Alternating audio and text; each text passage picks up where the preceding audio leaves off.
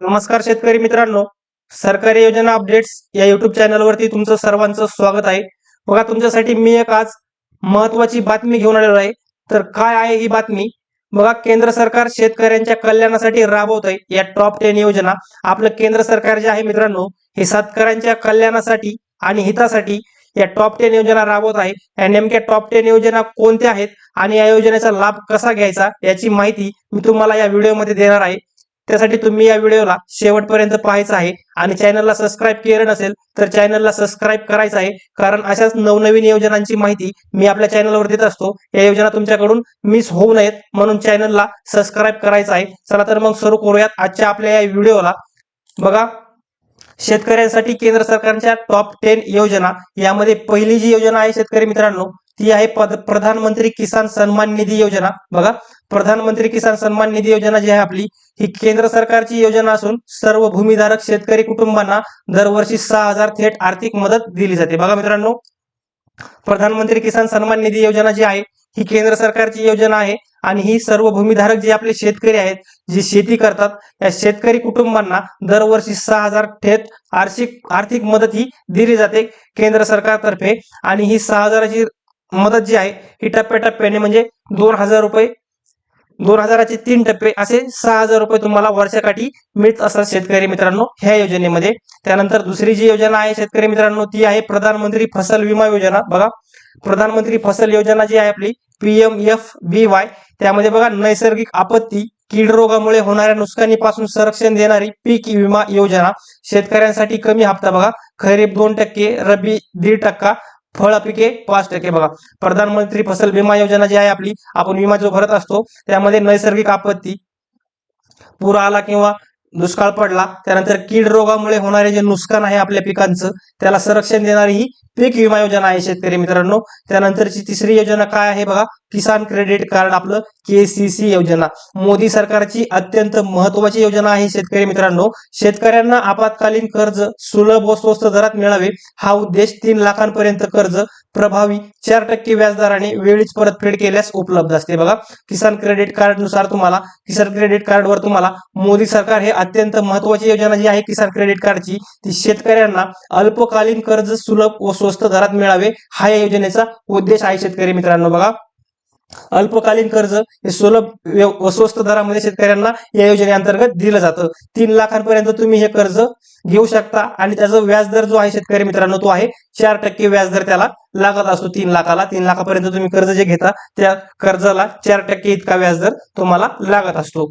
त्यानंतर बघूयात शेतकरी मित्रांनो, पुढची जी योजना आहे चौथी. बघा, प्रधानमंत्री कृषी सिंचन योजना. चौथी जी योजना आहे प्रधानमंत्री कृषी सिंचन योजना, प्रति थेंब अधिक पीक. बघा, प्रति थेंब अधिक पीक या ब्रीथ वाक्याअंतर्गत पाण्याचा कार्यक्षम वापर वाढविण्यास भर. बघा, पाण्याचा कार्यक्षम वापर जो आहे हा सरकारला वाढविण्यासाठी सरकार यावर भर देत आहे. यासाठी सरकारने प्रधानमंत्री कृषी सिंचन योजना ही सुरू केलेली आहे. यामध्ये बघा ठिबक व तुषार सिंचनासाठी अनुदान. बघा, ह्या योजनेमध्ये सरकार आपल्याला शेतकरी मित्रांनो ठिबक करण्यासाठी तसेच तुषार सिंचन करण्यासाठी हे आपलं सरकार जे आहे ते आपल्याला प्रधानमंत्री कृषी सिंचन योजनेअंतर्गत अनुदान देत असतं शेतकरी मित्रांनो. त्यानंतर पाचवी योजना काय आहे? बघा, राष्ट्रीय कृषी बाजार. बघा, पाचवी योजना जी आहे शेतकरी मित्रांनो, ती आहे राष्ट्रीय कृषी बाजार. यामध्ये बघा APMC बाजारांना जोडणारे डिजिटल व्यासपीठ. बघा, APMC बाजारांना जोडणारे डिजिटल व्यासपीठ राष्ट्रीय कृषी बाजार म्हणजे. त्यानंतर बघा, पारदर्शक दर निर्धारण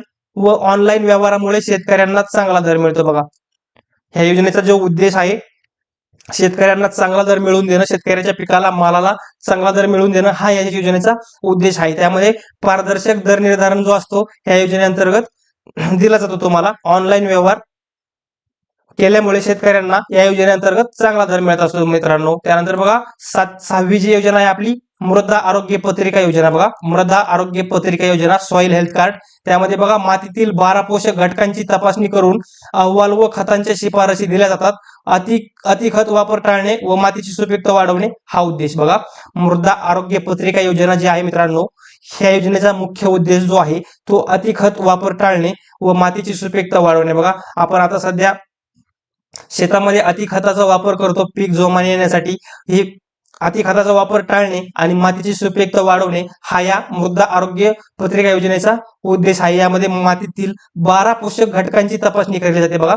ह्या 12 पोषक घटकांची तपासणी करून याचा अहवाल खतांच्या शिफारसी दिल्या जातात। याचा अहवाल जो येतो 12 पोषक घटकांची तपासणी केल्यानंतर जो अहवाल येतो, या अहवालानंतर वेगवेगळ्या खतांची शिफारसी शेतकऱ्यांना या योजनेअंतर्गत दिली जाते मित्रांनो, हे तुम्ही लक्षात घ्यायचं आहे। त्यानंतर बघा 7वी जी योजना आहे बघा, परंपरागत कृषी विकास योजना PKVY, परंपरागत कृषी विकास योजना। त्यामध्ये बघा सेंद्रिय शेतीला प्रोत्साहन देणारी योजना, ही योजना जी आहे मित्रांनो सेंद्रिय शेतीला प्रोत्साहन देणारी योजना आहे। त्यामध्ये राज्यांना 3,15,000 प्रति हेक्टर मदत बघा, राज्यांना 3,15,000 प्रति हेक्टर मदत, त्यापैकी 15,000 थेट शेतकऱ्यांना प्रोत्साहन म्हणून बघा।